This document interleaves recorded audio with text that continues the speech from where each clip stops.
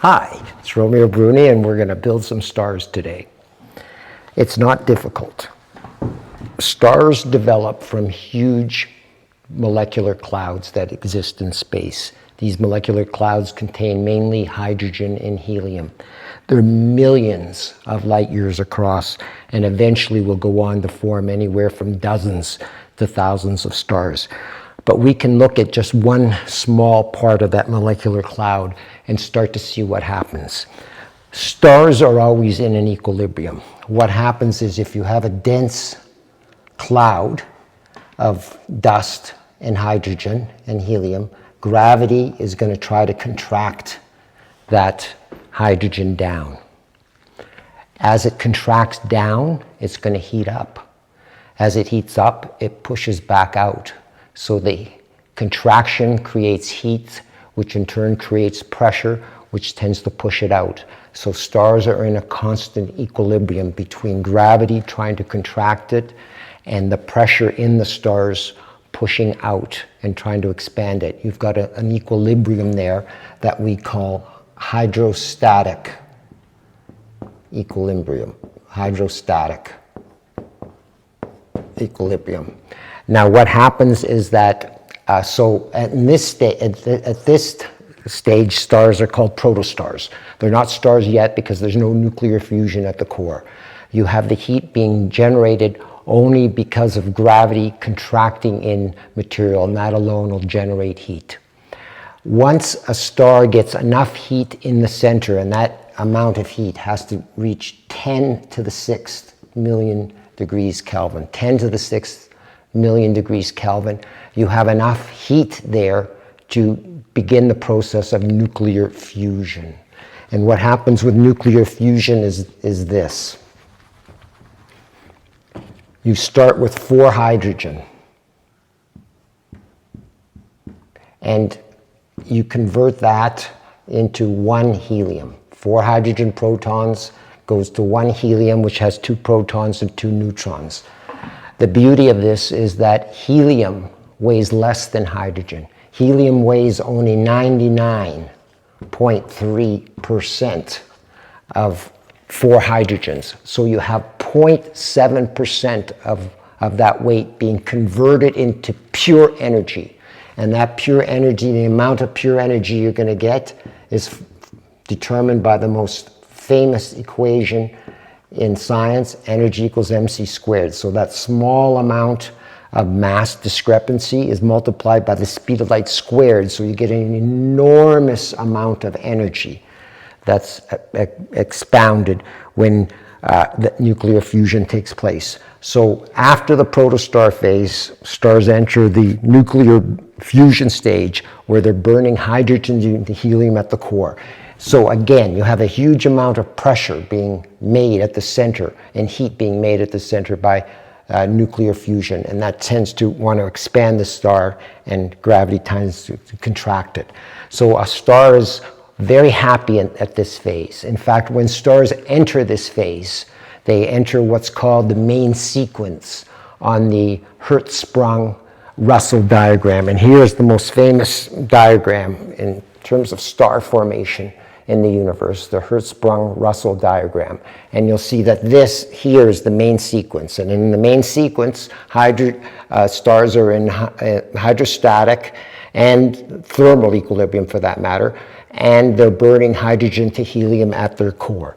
And they spend their majority of the time in this phase. For a star like the Sun, for example, it spends approximately 50 million years in the protostar phase, and then it spends 1,000 times that. It spends approximately 10 to 50 million years in the protostar phase, and then approximately 1,000 times that in the main sequence, where the star is going to live about 10 billion years, our typical Sun. Bigger stars spend less time in the protostar phase, and even smaller stars than the Sun spend a lot of time in the protostar phase. They can spend hundreds of million years of the protostar phase. Note that very small stars spend more time in their protostar phase than big stars spend in their whole lives, because of the way in which stars burn energy. But let's go back to this now. So in a main sequence star, it's burning hydrogen to helium. Now, As it's doing so, the helium starts to build up and build up until eventually you have only helium at the core, and you have no longer any hydrogen left at the core to burn, and the hydrogen gets pushed out into a shell. So you have hydrogen burning at the shell and helium at the core. Once you stop burning hydrogen at the core, you move off the main sequence. And when you move off the main sequence, for all stars, you move in this direction. Smaller stars become red giants, bigger stars become blue supergiants, and red supergiants. What happens there is that you start to burn hydrogen to helium, and then you start to work your way up the periodic table. When the big star made the matter in the universe, it essentially only made hydrogen and helium.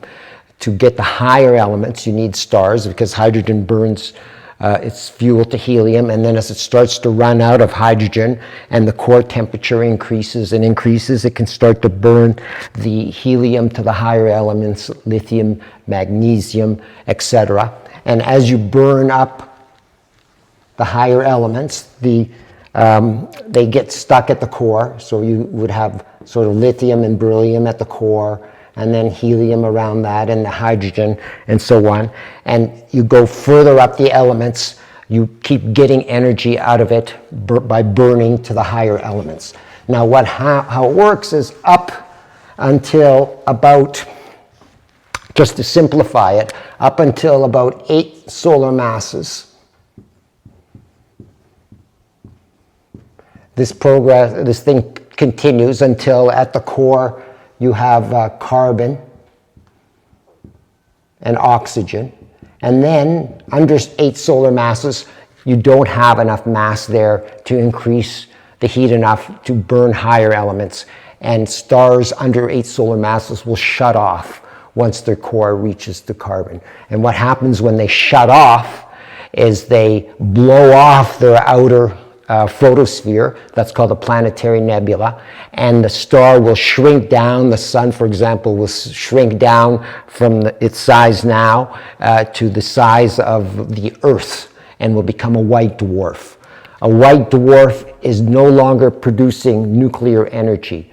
A white dwarf is just a dead remnant that's still super hot because it was a star, and then slowly it's losing its heat. So those are white dwarfs, and anything under 8 solar masses will eventually die down to a white dwarf. A white dwarf, interestingly, has a concentration of matter that's incredibly high.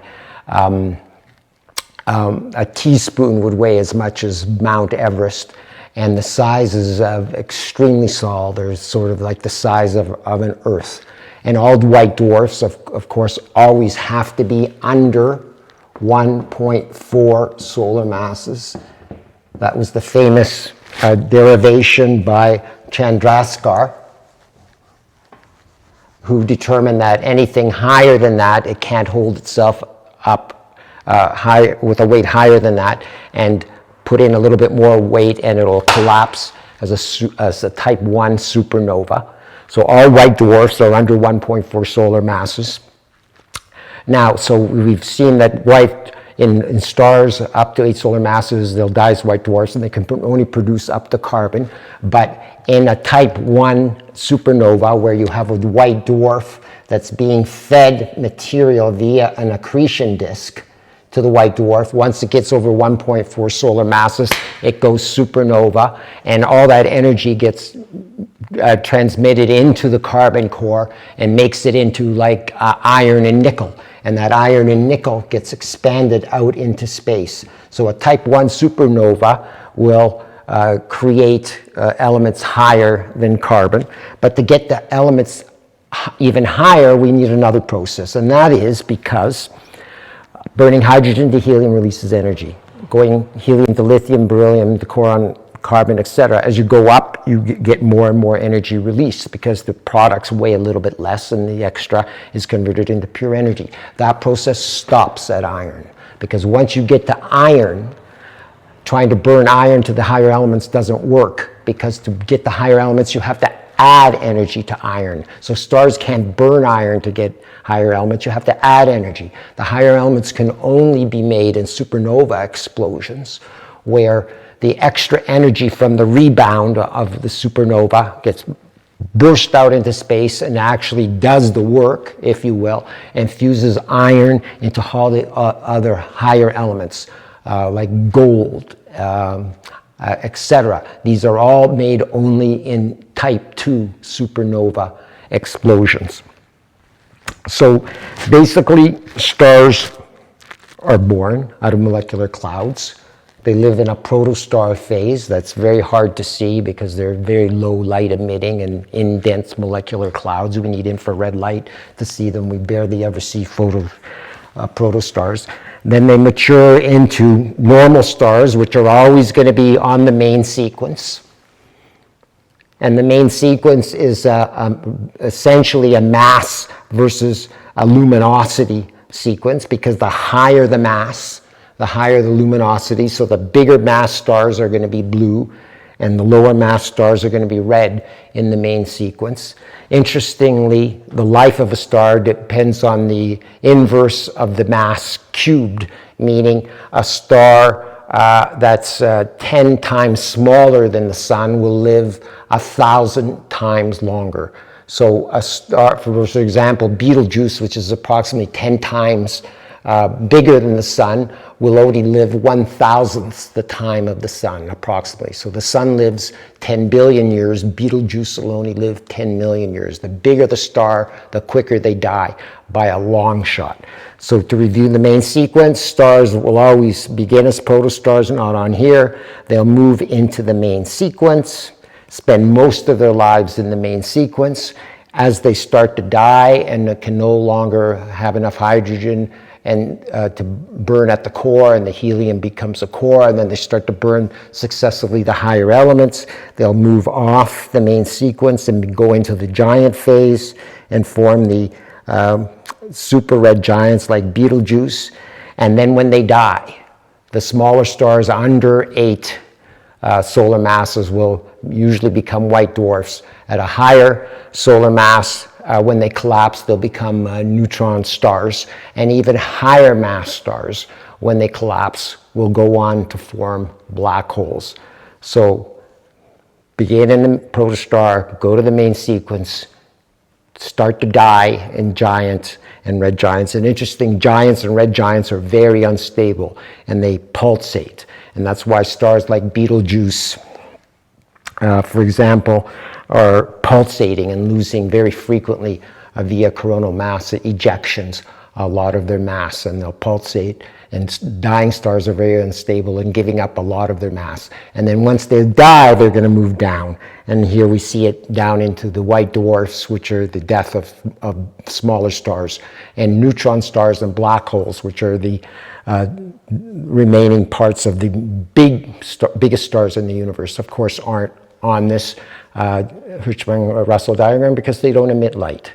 So all the stars make the elements, and only supernovas make the elements above iron. Fascinating. Hope you enjoyed it.